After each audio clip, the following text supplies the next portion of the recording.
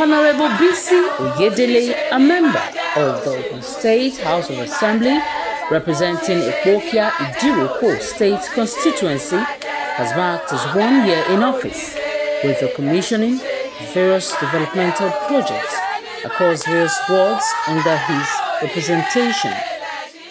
Ipokia, a local government in Ogun State, Nigeria, which borders Nigeria with Benin Republic, consists of 12 wards, namely Ipokia Ward 1 and 2, Mahun Ward 1 and 2, Tube Ward, Ijofin Ward, Agoshasha Ward, Ajegunle Ward, Idiroko Ward, Ifoyintedo Ward, Agada Ward, and Ihumbo-Ilashe Ward. Honorable Bisi Oyedele began with the foundation laying of blocks of 2 classrooms in area community high school, Madoga, in Ifoyintedo Ward, and another blocks of 2 classrooms in Benugbo, Mahun Ward 2, a school yet to be approved by the government. The Honorable promised speedy government intervention in the school.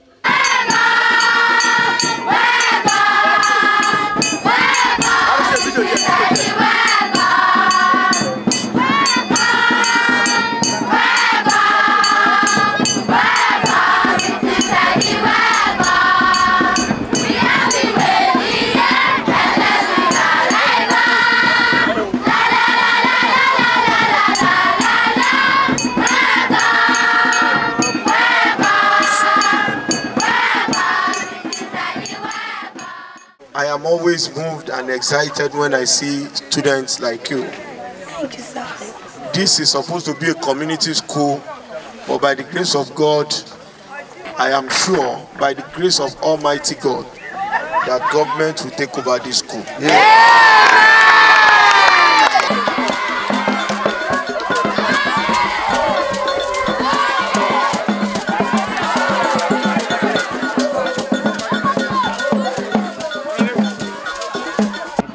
We lay this foundation in the name of the Father, in the name of the Son, and in the name of the Holy Spirit. This is a prototype of what is expected to be built here. And we hand it over to the leaders, the ward chairman, as well as the councillor of this ward. They will all be monitoring the project as it progresses. It is our project, it is your project, it is our children's project. Thank you as you cooperate with us, and God bless you. It's a philanthropist. It's an associable honorable. Because this type of thing he has done from his personal pocket, I've never witnessed any honorable member, whether at the national level or the state level, that has come to do this type of thing in our ward before. Even, I never believed he would do it until last week when he called me, like, Honorable, I want to surprise you in your ward. I said, in what way are you going to surprise me? He said, I'm going to give you a block of 3 classrooms. The commissioning train thereafter commissioned a portable water borehole in Okere Ihumbo-Ilashe Ward, a community being faced with scarcity of water supply for over 10 years. As Mahun Ward 1 and 2 got a portable water borehole each, respectively. Ashi omi yìí ní orúkọ ti Bàbá, ní orúkọ ti Ọmọ, àti ní orúkọ Ọlọ́run Ẹ̀mí Mímọ́.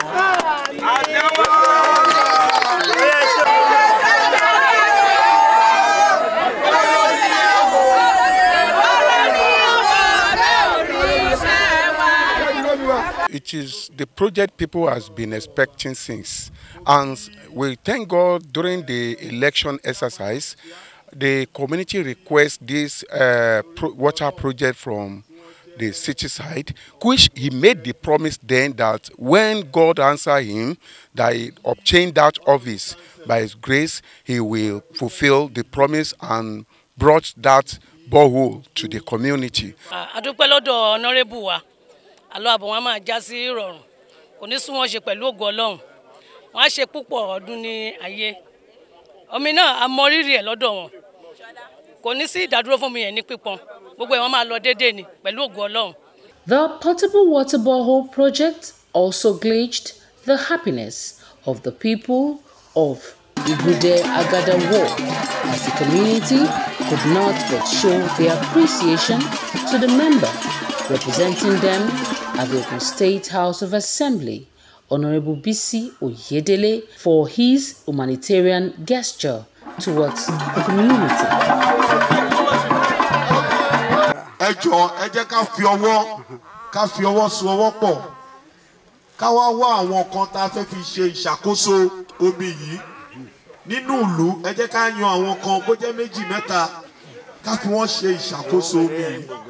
These people actually come from riverine area, but at the same time, riverine areas do suffer water during the dry seasons, and it will interest you to hear such a comment that somebody who is from a riverine area is suffering for water.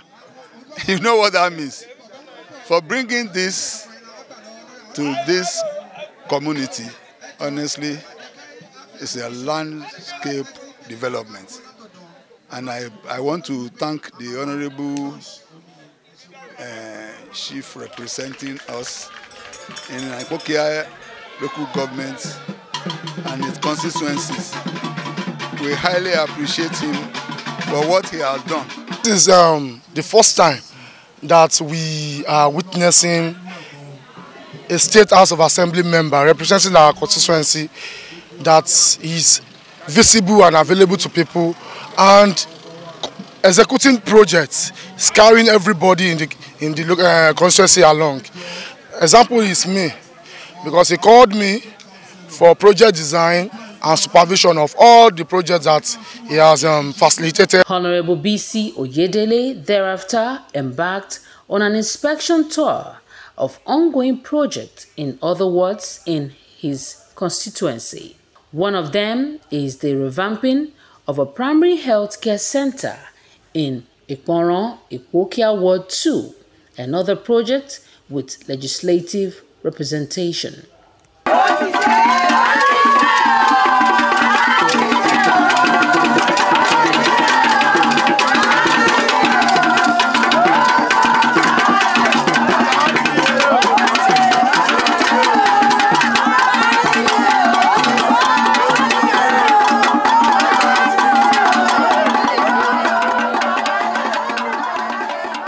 Just make sure you support us. Everybody did before. Taba wọlé èyí tágbára wa gbé àṣẹ. So òun náà ló fà tá bí ní pé ó yá tú gbogbo igi tó wà nú bí ni ò dá mọ́. Pátápátá wọ́n tú gbogbo igi ẹ̀ fi rí àwọn náà dá pé ara wọn ló dá pọ̀ kó lẹ̀. So wọ́n tú gbogbo ẹ̀, wọ́n dá gbogbo ẹ̀ nù. Àdẹ̀rà àwọn igi míì fún wọn. Àdẹ̀rà gbogbo nǹkan tó fẹ́ fi kàn wọ́n kàn. So iṣẹ́ ń lọ lọ́wọ́. Tó bá di Monday nsìn, the work will continue. Wọ́n máa bẹ̀rẹ̀ sí rí àwọn ibi tó yẹ kán rẹ́ níbẹ̀, wọ́n máa bẹ̀rẹ̀ sí ṣe àwọn iṣẹ́ kọ̀ọ̀kan tó yẹ kán ṣe, and then àìtún máa kó àwọn ohun èlò ìgbàlódé sínú bíi fún yín. So, and I'm saying this again because I am sure of what I'm saying. Now when mi kì í sọ kí n má ṣe, so it is ongoing, and I'm more assured yín pé lágbára Ọlọ́run a máa parí ẹ̀. Èyí tó wá ṣe kókó jù nú ẹ̀ ni pé project tí mò ń ṣe yìí, mo sọ fún yín torí ẹ̀ I am spending my own money, mo náwó tèmi láti fi ṣe àwọn project káàkiri because a gbọ́dọ̀ make difference nínú governance. A gbọ́dọ̀ rí pé a affect life àwọn èèyàn tó dìbò fún wa. Tá bá ṣe bí yín sìn, àwọn community bóyá bí 5-6 ló máa bímọ síbí, bẹ́ẹ̀ náà bẹ́ẹ̀ kọ́. Tẹ́lẹ̀ rí bó ṣe wà nìyẹn. Bọ́gbà tí gbogbo ẹ̀ rí bó ṣe rí, nǹkan ò lọ bó ṣe yẹ kó lọ mọ́. Ṣùgbọ́n mo sọ fún yín pé àsìkò city la wà yìí. Verily I say unto you, ní Bíbélì wípé àsìkò city òun la ṣe kí ni o. Láwa yìí o.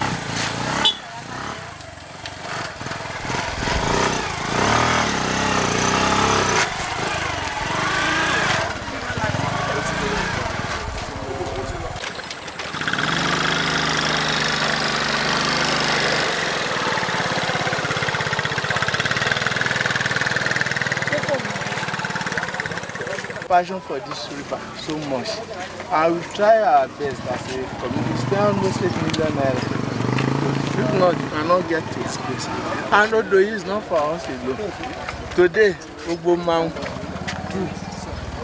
Man 1, Otunba, all those people, they follow here now. Efforts I want to thank you so much. For me, I'm about my constituents, I'm about my people. I'm about how much we can develop ourselves in togetherness. I'm about how much we can give back to our people who have entrusted their mandate in us. And that's exactly the part that we have been doing since we assumed office.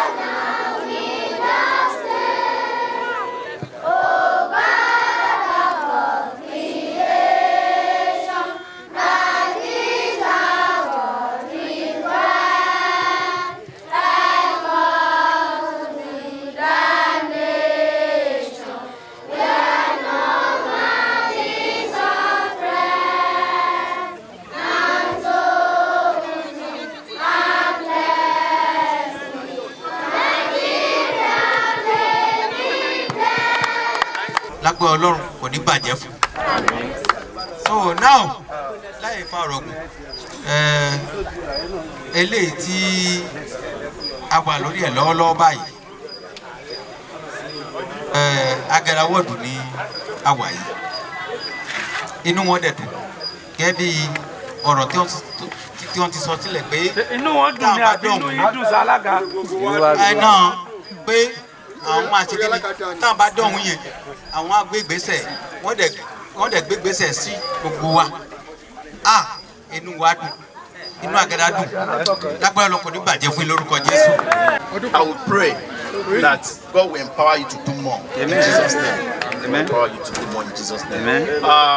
As Oliver Twist, we are still asking for more. Yes, I want to use this opportunity to request. Only school to collapse for the past 2 years. It's a block of 6 classrooms in Wekam Primary School. We are not asking for 6 classrooms. Anyone talk about Ibaka Egweshifa. We present unto you a cake of palm oil to you and the family.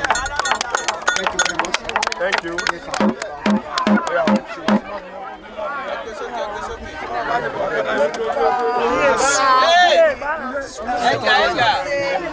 Okay, let me start by greeting everybody.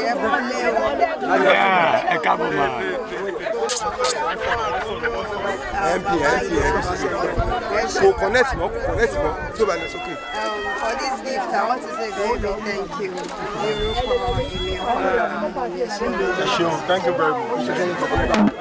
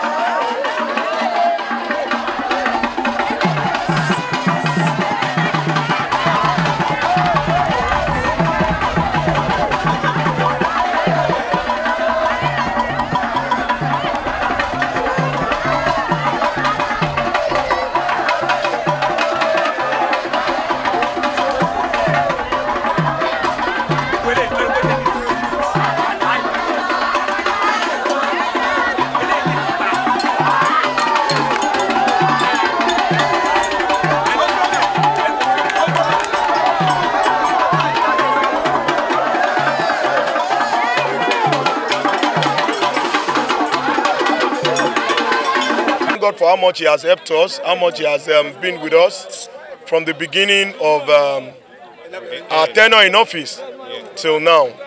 We say glory be to the name of the Lord on the high. Amen. We are here to celebrate with our people, to appreciate them for what they have done, for supporting and that they have keep supporting us in everything that we have been doing.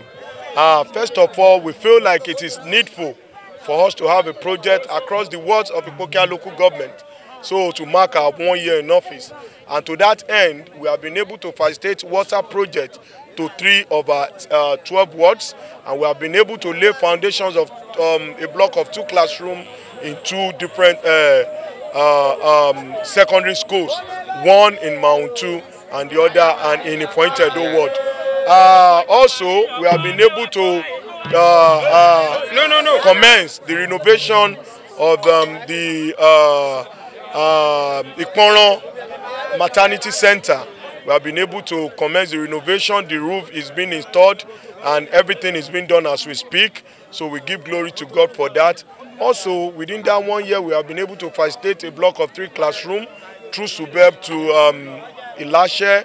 Also, we have been able to, by the grace of God, move motions, supported bills and, move different motions that resulted in resolutions of the House to ensure that, that their lives becomes more better and good for the people of Ogun State, and in particular, Ipokia local government citizens. So it's just for us to appreciate God and thank God, and for our people to continue to believe in us, because we will ensure that we'll continue to bring the dividend of democracy to them at the grassroots level. It's for us to thank God and to thank our people. Thank you all for being here. Because of my passion for development, I said when I assumed office that I'll do everything within my reach to ensure that we develop our local government. I said that I'll do everything in my power, in my capacity, to make sure that life becomes more better for our people. And that is exactly what is driving me. That has been our driving force, and that is where we are, and that is what is pouring all you have been saying ever since. But I can only assure and let my people know that they have not seen nothing. It's just the beginning of what is supposed to happen. We have not done anything. With all you have seen is just the beginning. Yeah, the best is yet to come.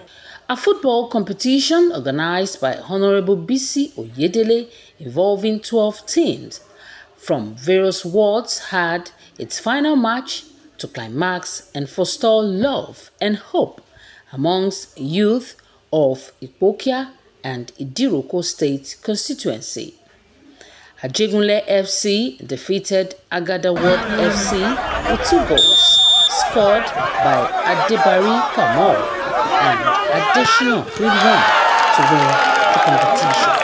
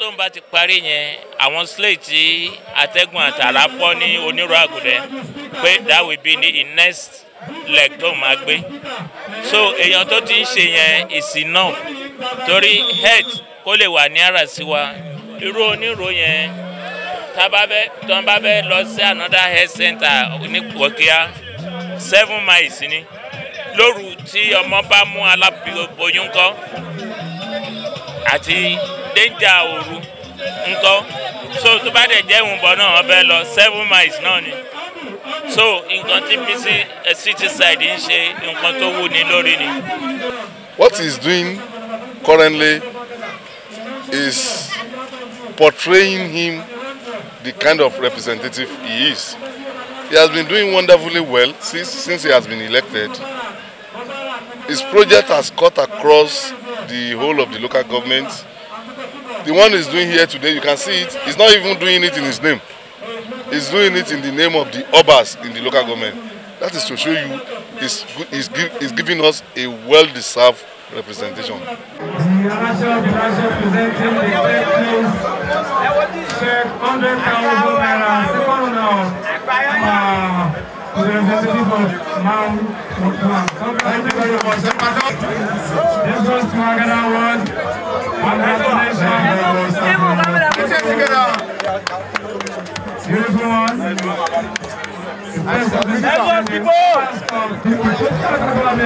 Overscore 2024, sponsored by Honorable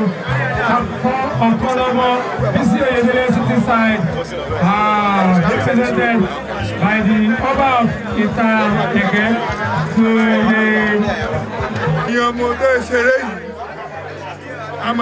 Idiroko to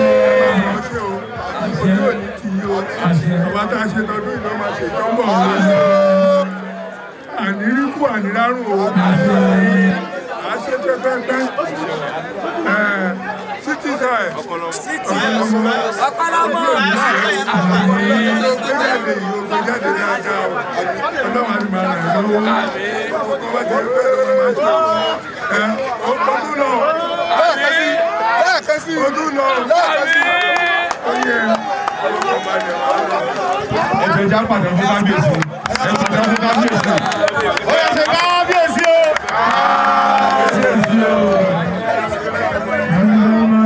Presentation of service to the council of the